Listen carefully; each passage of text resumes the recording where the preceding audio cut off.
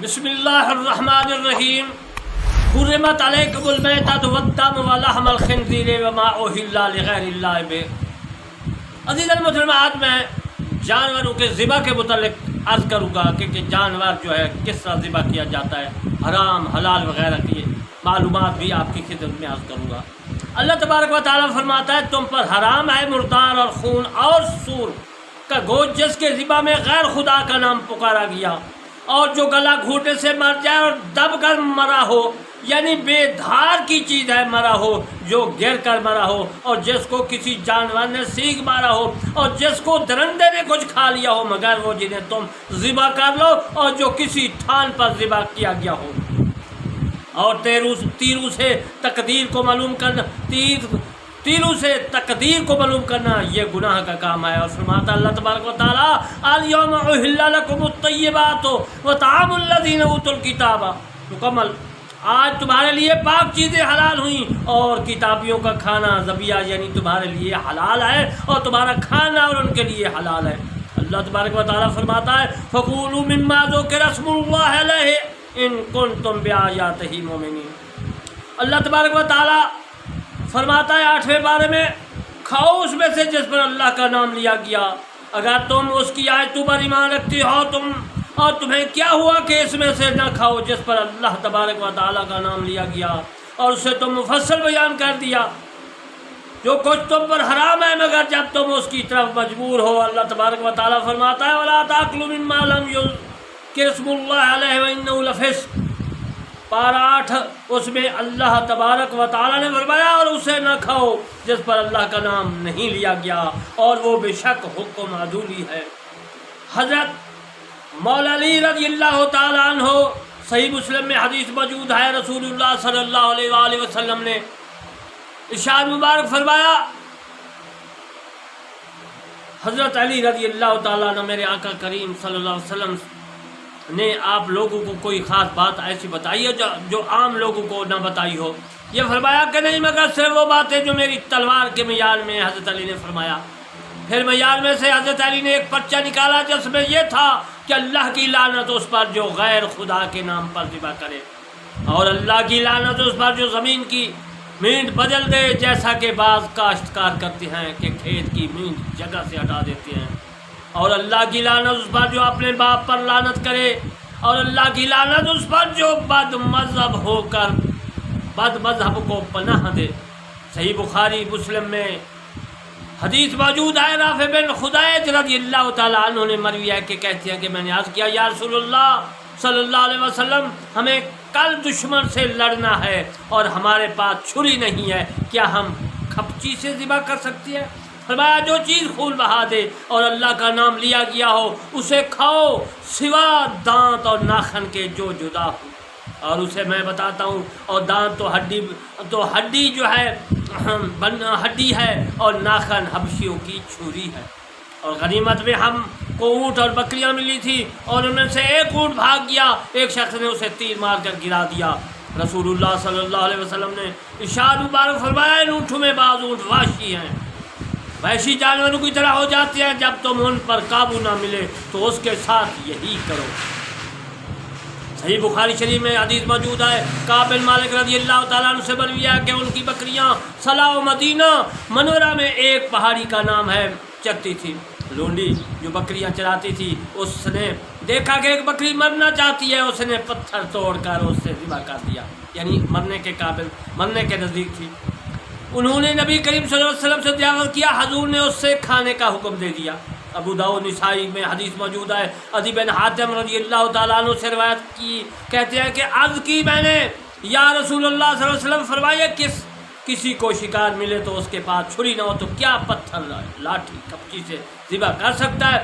فرمایا جس چیز سے چاہو خون بہا دو اور اللہ کا نام ذکر کرو۔ ترمذی میں حدیث موجود ہے، ابو داؤد اور نسائی ابو الاشرا سے حدیث روایت کرتے ہیں، وہ اپنے والد سے روایت کرتے ہیں، انہوں نے عرض کی یا رسول اللہ صلی اللہ علیہ وسلم کیا زکوٰۃ کا مطلب ہے ذبح شرعی، حلق اور لبا ہی میں ہوتی ہے۔ فرمایا کہ اگر تم اس کی ران میں نیزہ پھونک دو تو بھی کافی ہے ذبح کی یہ صورت مجبوری اور ضرورت کی حالت میں ہے، جیسا کہ ابو داؤد ترمذی نے ابھی اس کی تصریح کی ہے، میں نے عرض کی ہے۔ ترمذی نے ابو درداء رضی اللہ تعالیٰ عنہ سے روایت کی کہ رسول اللہ صلی اللہ علیہ وسلم نے جو ہے مجسمہ کے کھانے سے منع فرمایا۔ مجسمہ وہ جانور ہے جس کو باندھ کر تیر مارا جائے اور وہ مر جائے۔ ابو داؤد نے اپنے عباس ابو ہریرہ رضی اللہ تعالیٰ عنہم سے روایت کیا کہ رسول اللہ صلی اللہ علیہ وآلہ وسلم نے شریعت الشیطان سے ممانعت فرمائی۔ یہ وہ ذبح ہے، ذبیحہ ہے جس کی کھال کاٹی جائے اور رگیں نہ کاٹی جائیں اور چھوڑ دی جائیں جہاں تک کہ مر جائے، اس کو کہتے ہیں شریعت الشیطان۔ صحیح بخاری میں حضرت عائشہ صدیقہ رضی اللہ تعالیٰ عنہ سے مروی ہے کہ لوگوں نے عرض کی، یا رسول اللہ صلی اللہ علیہ وسلم، یہاں کچھ لوگ ابھی نئے مسلمان ہوئے ہیں اور ہمارے پاس گوشت لاتے ہیں، ہمیں معلوم نہیں کہ اللہ کا نام انہوں نے ذکر کیا، لیا یا نہیں لیا۔ فرمایا کہ تم بسم اللہ کہو اور کھاؤ، یعنی مسلم کی ذبیحہ میں اس قسم کی احتمالات نہ کیے جائے۔ صحیح بخاری شریف میں شداد بن اوس رضی اللہ تعالیٰ عنہ سے مروی ہے کہ رسول اللہ صلی اللہ علیہ وآلہ وسلم نے ارشاد مبارک فرمایا کہ اللہ تبارک و تعالیٰ نے ہر چیز میں خوبی کرنا لکھ دیا ہے، لہذا قتل کرو تو اس میں سے بھی خوبی کا لحاظ رکھو، یعنی بے سبب اس کو ایذا مت پہنچاؤ، اور ذبح کرو تو ذبح میں خوبی کرو اور اپنی چھری کو تیز کر لو اور ذبیحہ کو تکلیف نہ دو۔ حدیث بخاری میں ہے، مسلم میں بھی ہے، ابن عمر رضی اللہ تعالیٰ عنہ سے مروی ہے کہ رسول اللہ صلی اللہ علیہ وسلم نے چپایا اس کے سوا دوسرے جانور کو باندھ کر اس کو تیر سے قتل کرنے کی ممانعت فرمائی۔ صحیح میں انہی سے مروی نبی کریم صلی اللہ علیہ وسلم نے اس پر لعنت کی جس نے ذی روح کو نشانہ بنایا۔ صحیح مسلم میں ابن عباس رضی اللہ تعالیٰ عنہ سے مروی ہے کہ نبی کریم صلی اللہ علیہ وآلہ وسلم نے فرمایا، جس میں روح ہو اور اس کو نشانہ نہ بناؤ۔ گلے میں چند رگے ہیں، یعنی گلے میں کچھ رگے ہیں، چند ہیں، ان کے کاٹنے کو جو ہے ذبح کہتے ہیں، اور اس جانور کو جس کی وہ رگیں کاٹی گئی ہیں ذبیحہ اور ذبح کہتے ہیں۔ یہاں زال کو زیر سے اور پہلی جگہ زبر سے ہے۔ بعض جانور ذبح کیے جا سکتے ہیں، بعض نہیں۔ جو شرعاً ذبح نہیں کیے جا سکتے ان میں ایک تو دو مچھلی اور ٹڈی بغیر ذبح کو حلال، یہ دو چیزیں ہیں، ٹڈی اور دوسری جس کو بکری کہتے ہیں، اور دوسری مچھلی۔ اور جو ذبح کیے جا سکتے ہیں وہ بغیر زکوٰۃ شرعی حلال نہیں۔ در مختار میں یہ مسئلہ موجود ہے، اور بہار شریعت میں بھی ہے۔ زکوٰۃ شرعی کا یہ مطلب ہے کہ جانور کو اس طرح نہر یا ذبح کیا جائے کہ حلال ہو جائے۔ یہ عالمگیری میں بھی مسئلہ موجود ہے۔ زکوٰۃ شرعی دو قسم کے ہیں، اختیاری اور اضطراری۔ زکوٰۃ اختیاری کی دو قسمیں ہیں، ذبح اور نہر۔ زکوٰۃ اضطراری یہ ہے کہ جانور کے بدن میں کسی جگہ نیزہ وغیرہ پھونک کر خون نکال دیا جائے، اس سے مخصوص صورت میں جانور حلال ہوتا ہے، جو بیان کیے جائیں گے۔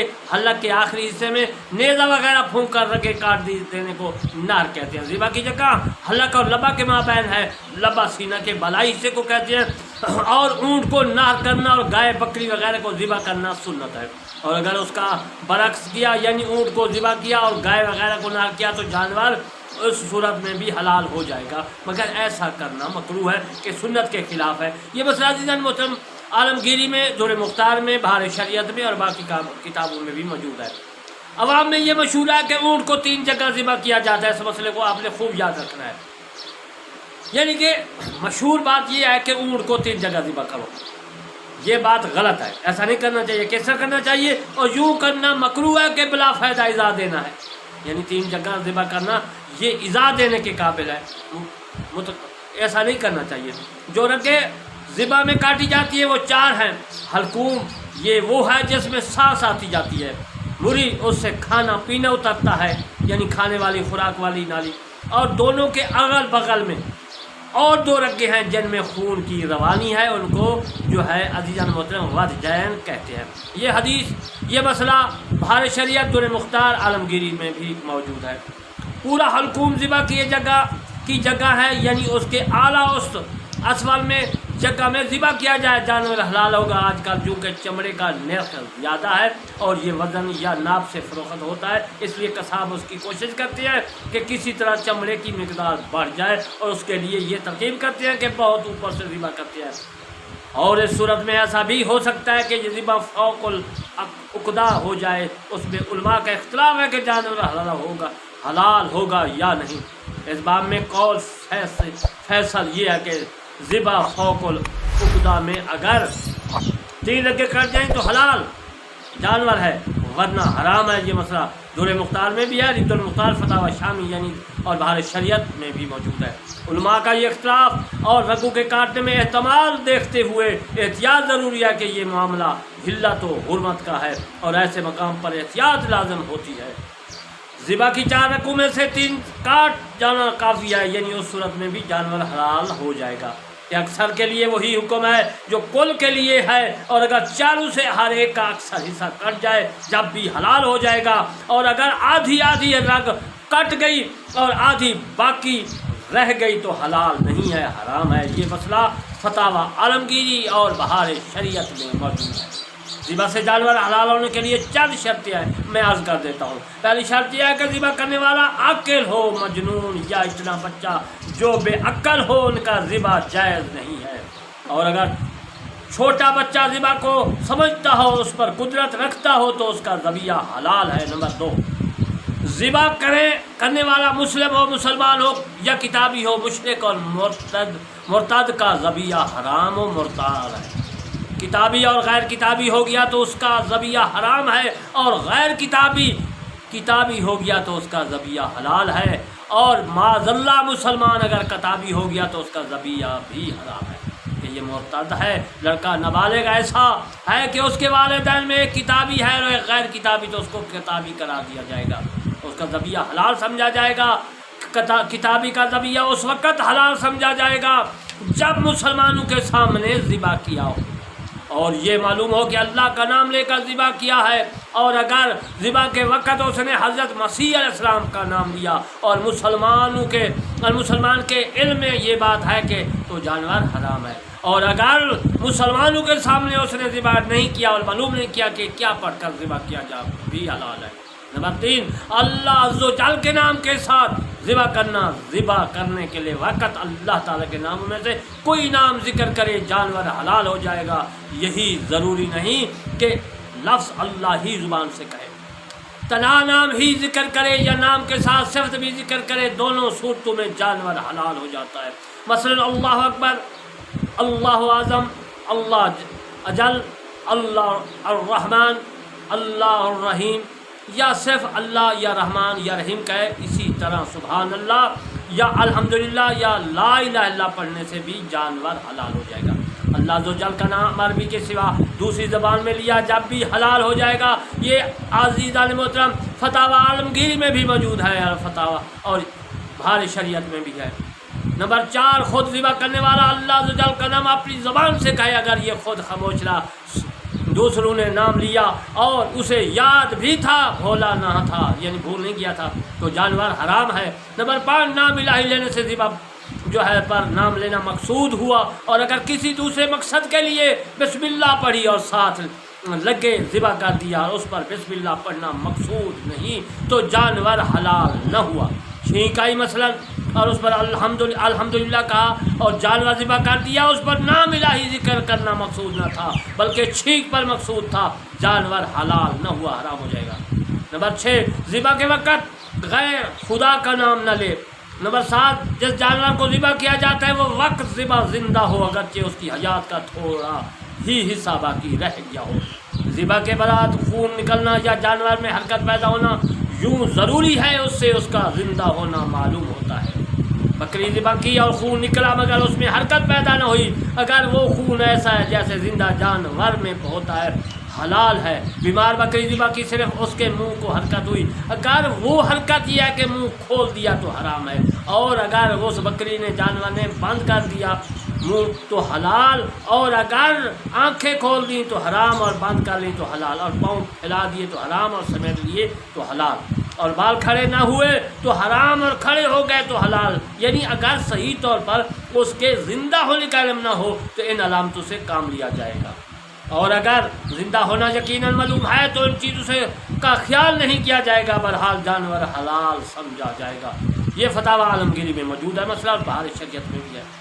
ذبح ہر اس چیز سے کر سکتے ہیں جو رگے کاٹ دے اور خون بہا دے، یہ ضروری نہیں ہے کہ چھری ہی سے ذبح کرے، بلکہ کھپچی اور دھاردار پتھر سے بھی ذبح کا ہو سکتا ہے، جس سے میں نے عزیزان محترم حدیث یاد کی ہے۔ صرف ناخن اور دانت سے ذبح نہیں کر سکتے جبکہ یہ اپنی جگہ پر قائم ہو، اور اگر ناخن کاٹ کر جدا کر لیا اور یا دانت علیحدہ ہو تو اس سے اگرچہ ذبح ہو جائے مگر پھر بھی اس کی ممانعت ہے، جانور کو اس سے اذیت ہوگی۔ اسی طرح کند چھری سے بھی ذبح کرنا مکروہ ہے۔ در مختار میں یہ مسئلہ موجود ہے۔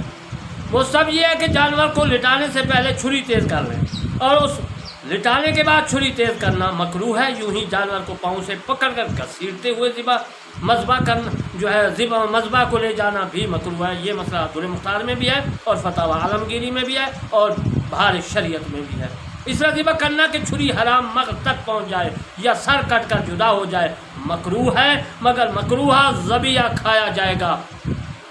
یعنی میرے کہنے کا مقصد ہے کہ کراہت اس فعل میں ہے نہ کہ ذبیحہ میں۔ یہ مسئلہ ہدایت شریف میں بھی ہے اور اس کے علاوہ عزیزان محترم بہار شریعت میں بھی ہے۔ عام لوگوں میں یہ مشہور ہے کہ ذبح کرنے میں اگر سر جدا ہو جائے تو اس کا سر کھانا مکروہ ہے۔ یہ کتب فقہ میں نظر سے نہیں گزرا، بلکہ فقہا کا یہ ارشاد ہے کہ ذبیحہ کھایا جائے گا۔ اس سے یہ ثابت ہو جاتا ہے کہ سر بھی کھایا جائے گا۔ ہر وہ فعل جس سے جانور کو بلا فائدہ تکلیف پہنچے مکروہ ہے۔ مثلا جانور میں ابھی حیات باقی ہے، ٹھنڈا ہونے سے پہلے اس کی کھال اتارنا، اس کے اعضاء کاٹنا، یا ذبح سے پہلے اس کے سر کو کھینچنا کہ رگیں ظاہر ہو جائے، یا گردن کو توڑنا، یوں ہی جانور کو گردن کی طرف سے ذبح کرنا مکروہ ہے۔ ایسا نہیں کرنا چاہیے، بلکہ اس کی بعض صورتوں میں جانور حرام بھی ہو جائے گا۔ یہ مسئلہ ہدایت میں اور بہار شریعت میں موجود ہے۔ سنت یہ ہے کہ ذبح کرتے وقت جانور کا منہ قبلہ کو کیا جائے اور ایسا نہ کرنا مکروہ ہے۔ در مختار میں مسئلہ موجود ہے، بہار شریعت میں یہ مسئلہ موجود ہے۔ دیکھ لیں آپ، اگر جانور شکار ہو تو ضروری ہے کہ ذبح کرنے والا حلال ہو، یعنی احرام نہ بالغ ہوئے ہو، اور ذبح کرنا بیرون حرم ہو جو ہے، لہذا محرم اس کا ذبح کیا جائے اور جانور حرام ہے۔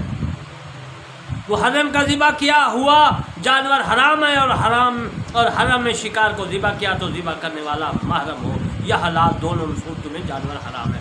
اگر وہ جانور شکار نہ ہو بلکہ پاؤں جو ہے پلاؤ میں ہو، جیسے مرغی بکری وغیرہ، اس کو محرم بھی ذبح کر سکتا ہے اور حرم میں بھی ذبح کر سکتے ہیں۔ نصرانی نے حرم میں جنگلی جانور کو ذبح کیا تو جانور حرام ہے، یعنی مسلمان ذبح کرے یا کتابی ذبح کرے، دونوں صورتوں میں حرام ہے۔ یہ مسئلہ در مختار اور فتاوی شامی نے بھی اس کی جو ہے شرح کی ہے، اور یہ مسئلہ بہار شریعت میں بھی موجود ہے۔ جنگلی جانور اگر مانوس ہو جائے، مثلا ہرن وغیرہ پال لیتے ہیں اور وہ مانوس ہو جاتے ہیں، ان کو اسی طرح ذبح کیا جائے جیسے پلاؤ گھر پالتو جانور ہے ذبح کیے جاتے ہیں۔ یعنی ذبح اختیاری ہونا ضروری ہے، جس کا ذکر میں عرض کر چکا ہوں پہلے بھی۔ اگر گھریلو جانور وحشی کی طرح ہو جائے کہ قابو نہ آئے تو اس کا ذبح اضطراری ہے، جس طرح ممکن ہو ذبح کر سکتے ہیں۔ یوں اگرچہ چوپایا کنویں میں گر پڑا کہ اسے باقاعدہ ذبح نہ کر سکتے ہوں تو جس طرح ممکن ہو ذبح کر سکتے ہیں۔ یہ ہدایت میں مسئلہ موجود ہے۔ ذبح میں عورت کا وہی حکم ہے جو مرد کا ہے، یعنی مسلمان عورت، یعنی مسلمہ عورت یا کتابیہ عورت کا ذبیحہ حلال ہے، اور مشرک لوگ جو ہے یا مرتد اس کا ذبیحہ حرام ہے۔ یہ مسئلہ فتاوی شامی، فتاوی عالمگیری میں موجود ہے، اور اس کے علاوہ بہار شریعت میں بھی موجود ہے۔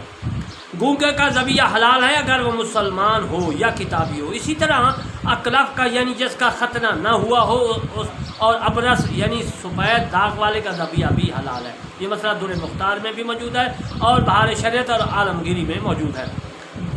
جن اگر انسان کی شکل میں ہو تو اس کا ذبیحہ جائز ہے، اور انسانی شکل میں نہ ہو تو اس کا ذبیحہ جائز نہیں ہے۔ یہ مسئلہ فتاوی شامی یعنی رد المحتار میں اور بہار شریعت میں موجود ہے۔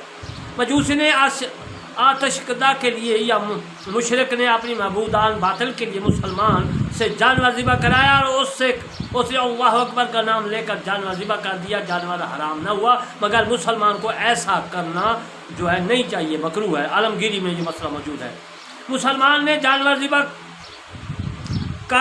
کر دیا، اس کے بعد مشرک نے اس پر چھری پھیری تو جانور حرام نہ ہوا، بلکہ ذبح تو پہلے ہی ہو چکا ہے، اور اگر مشرک نے ذبح کر ڈالا اس کے بعد چھری مسلمان نے پھیری تو حرام ہی ہے، اس کے بعد چھری پھیرنے سے حلال نہ ہوگا۔ یہ مسئلہ فتاوی عالمگیری اور بہار شریعت میں موجود ہے۔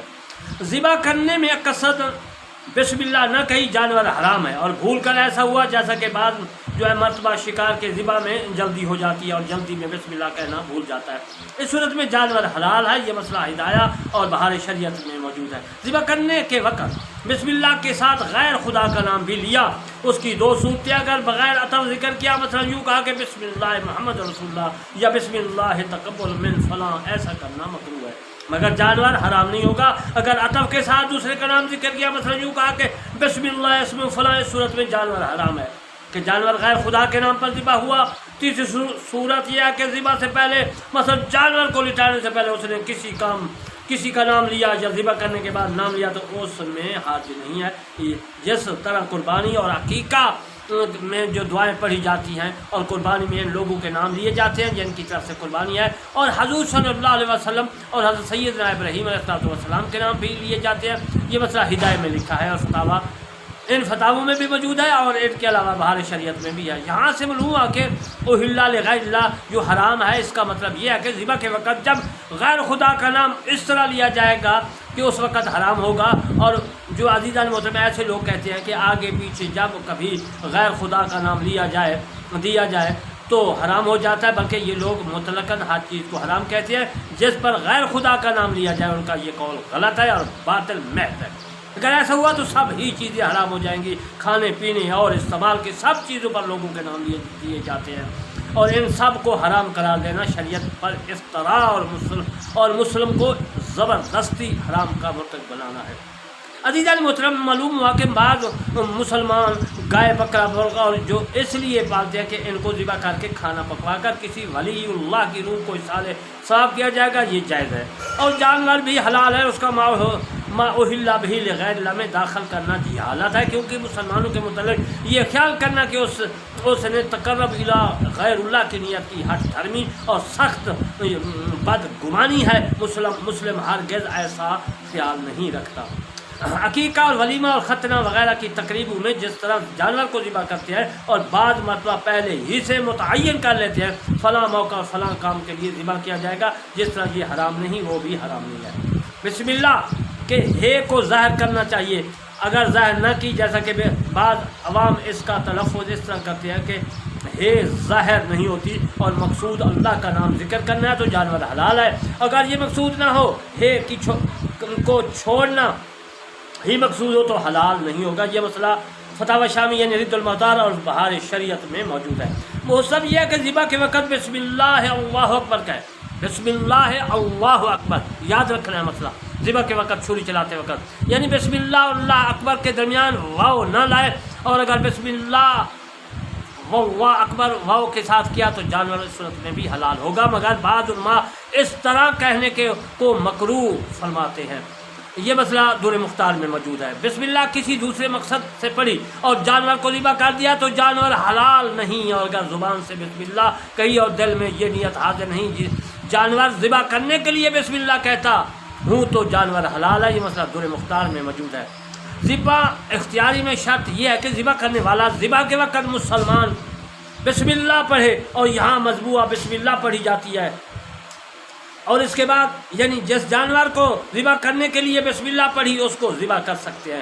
دوسرا جانور اس تسمیہ سے حلال نہ ہوگا، مثلا بکری ذبح کرنے کے لیے لٹائی اور اس کے لیے ذبح کرنے کو بسم اللہ پڑھی مگر اس کو ذبح نہیں کیا، بلکہ اس کی جگہ دوسری جگہ پر بکری ذبح کر دی، یہ حلال نہیں ہوئی۔ یہ ضروری نہیں کہ جس چھری سے ذبح کرنا چاہتا ہوں اور بسم اللہ پڑھ لی تو اسی سے ذبح کرے، بلکہ دوسری چھری سے بھی ذبح کر سکتا ہے۔ اور شکار کرنے میں آلہ پر بسم اللہ پڑھی جاتی ہے، یعنی اسی آلہ سے شکار کرنا ہوگا اور دوسرے سے کرے گا، حلال نہیں ہوگا۔ مثلا تیر چھوڑنا چاہتا ہے اور بسم اللہ پڑھی مگر اس کو رکھ دیا یا دوسرا تیر چلایا تو جانور حلال نہیں، اور اگر جس جانور کو تیر سے مارنا چاہتا ہے اس کو تیر نہیں لگا تو دوسرا جانور اس طریقے سے، اور تیسرے مارا تو حلال ہے۔ ہدایب نے اس مسئلے کو لکھا ہے۔ خود ذبح کرنے والے کو بسم اللہ کہنا ضروری ہے، اور دوسرے کا کہنا اس کے کہنے کے قائم مقام نہیں ہے، یعنی دوسرے کے بسم اللہ پڑھنے سے جانور حلال نہ ہوگا، جبکہ ذبح جو ہے ذابح نے قصداً ترک کیا ہو اور دو شخصوں نے ذبح کیا تو دونوں کا پڑھنا ضروری ہے۔ ایک نے قصداً ترک کیا، دوسرے نے جانور حرام، تو پھر جانور حرام ہے۔ یہ مسئلہ فتاوی شامی یعنی رد المحتار اور بہار شریعت میں موجود ہے۔ معین ذابح سے یہ مراد ہے کہ ذبح کرنے میں اس کا معین ہو، یعنی میرے کہنے کا مقصد یہ ہے کہ دونوں نے مل کر ذبح کیا، دونوں نے چھری پھیری، تو مثلا ذابح ذبح کرنے والے نے کمزور ہے، اس کی تناہ قوت کا کام نہیں دے گی، تو دوسرے نے بھی شرکت کی، دونوں نے مل کر چھری چلائی۔ اگر دوسرا شخص جانور کو فقط پکڑتے ہوئے ہے تو یہ معین ذابح نہیں، اس کے پڑھنے نہ پڑھنے کو کچھ دخل نہیں۔ یہ اگر پڑھتا ہے تو اس کا مقصد یہ ہو سکتا ہے کہ ذبح کو بسم اللہ یاد آ جائے اور پڑھ لے۔ بسم اللہ کہنے اور ذابح کرنے کے لیے کے درمیان طویل فاصلہ نہ ہو اور مجلس بدلنا نہ پائے۔ اگر مجلس بدل گئی اور عمل کثیر بیچ میں پایا گیا تو جانور حلال نہ ہوگا۔ ایک لقمہ کھایا، ذرا سا پانی پیا یا چھری تیز کر لی، یہ عمل قلیل ہے، جانور اس صورت میں حلال ہے۔ یہ مسئلہ در مختار اور بہار شریعت میں موجود ہے، اور رد المحتار میں بھی ہے۔ دو بکریوں کو نیچے اوپر لٹا کر دونوں کو ایک ساتھ بسم اللہ پڑھ کر ذبح کر دیا، دونوں حلال ہیں۔ اگر ایک کو ذبح کر کے فوراً دوسری کو ذبح کرنا چاہتا ہے تو اس کو بیر بسم اللہ پڑھنی ہوگی۔ پہلے جو پڑھ چکا ہے وہ دوسری کے لیے کافی نہیں ہے، یہ مسئلہ در مختار میں موجود ہے۔ بکری ذبح کے لیے لٹائی تھی، بسم اللہ کہہ کر ذبح کرنا چاہتا تھا تاکہ وہ اٹھ کر بھاگ گئی، پھر اسے پکڑ کر لایا اور لٹایا تو اب بسم اللہ پڑھے، پہلے کا پڑھنا ختم ہو گیا۔ یوں ہی بکریوں کا گلا دیکھا اور بسم اللہ پڑھ کر ان میں سے ایک بکری کو پکڑ لایا اور ذبح کر دی، اس وقت قصداً بسم اللہ ترک کر دی، یہ خیال کر کے کہ پہلے پڑھ چکا ہے، بکری حرام ہو گئی۔ یہ مسئلہ فتاوی عالمگیری میں بھی ہے اور بہار شریعت نے بھی اس میں سے لکھا ہے۔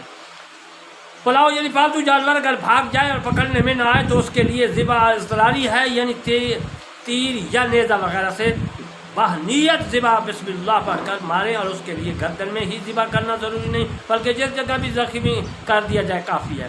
یوں ہی اگر جانور کنویں میں گر گیا، اس کو نیزہ وغیرہ سے یہ نیت باہنیت ذبح بسم اللہ کہہ کر ہلاک کر دیں تو ذبح ہو گیا۔ اور اسی طرح اگر جانور اس پر حملہ آور ہوا، جیسا کہ بھینس سے گر گیا، اس کا نیزہ وغیرہ سے یہ نیت بسم اللہ کہہ کر ہلاک کر دیں، ذبح ہو گیا۔ اسی طرح اگر جانور اس پر حملہ جو ہے آور ہوا، جیسا کہ بھینسے اور سانڈ اکثر حملہ کر دیتے ہیں، ان کو بھی اسی طرح ذبح کیا جا سکتا ہے۔ اگر محض اپنے سے دفع کرنے کے لیے اسے نیزہ مارا، ذبح کرنا مقصود نہ تھا تو جانور حرام ہے۔ یہ مسئلہ فتاوی شامی اور در مختار میں موجود ہے اور بہار شریعت میں بھی ہے۔ آبادی میں اگر بکری بھاگ گئی تو اس کے لیے ذبح اضطراری نہیں ہے کہ بکری جا سکتی ہے، اور میدان میں بھاگ گئی تو ذبح اضطراری ہو سکتا ہے۔ اور گائے، بیل، اونٹ اگر بھاگ جائے تو آبادی اور جنگل کے دونوں ان کے لیے یکساں حکم ہے۔ ہو سکتا ہے آبادی میں بھی ان کے پکڑنے پر قدرت نہ ہو، یہ ہدایت نے لکھا ہے۔ مرغی اڑ کر درخت پر چلی گئی اور وہاں تک نہیں پہنچ سکتا اور بسم اللہ پڑھ کر اس سے تیر مار کر ہلاک کیا۔ اگر اس کے جاتے رہنے کا اندیشہ نہ تھا تو نہ کھائی جائے، اگر اندیشہ تھا تو کھا سکتے ہیں، کہ اس صورت میں ذبح اضطراری ہو سکتا ہے۔ کبوتر اڑ گیا، اگر وہ مکان پر واپس آ سکتا ہے اور اسے تیر سے مارا اگر تیر ذبح پر لگا جا سکتا ہے، ورنہ نہیں۔ اگر وہ واپس نہیں آ سکتا، باہر صورت کھایا جا سکتا ہے۔ یہ مسئلہ خانیہ میں موجود ہے۔ ہرن کو پال لیا، وہ اتفاق سے جنگل میں چلا گیا، کسی نے بسم اللہ کہہ کر اسے تیر مارا، اگر تیر ذبح کی جگہ لگا حلال ہے، ورنہ نہیں۔ ہاں اگر وحشی ہو گیا اور اب بغیر شکار کے ہاتھ نہ آئے تو یہاں بھی لگے حلال ہے۔ یہ مسئلہ خانیہ میں موجود ہے۔ گائے یا بکری ذبح کی اور اس کے پیٹ میں بچہ نکلا اور وہ زندہ ہے، ذبح کر دیا یا جائے حلال ہو جائے گا، مرا ہوا ہے تو حرام ہے۔ اس کی ماں کا ذبح کرنا اس کے حلال ہونے کے لیے کافی نہیں ہے۔ یہ مسئلہ در مختار میں موجود ہے۔ بلی نے مرغی کا سر کاٹ لیا اور وہ بھی ابھی زندہ ہے، پھڑک رہی ہے، ذبح نہیں کی جا سکتی۔ فتاوی عالمگیری میں یہ مسئلہ موجود ہے۔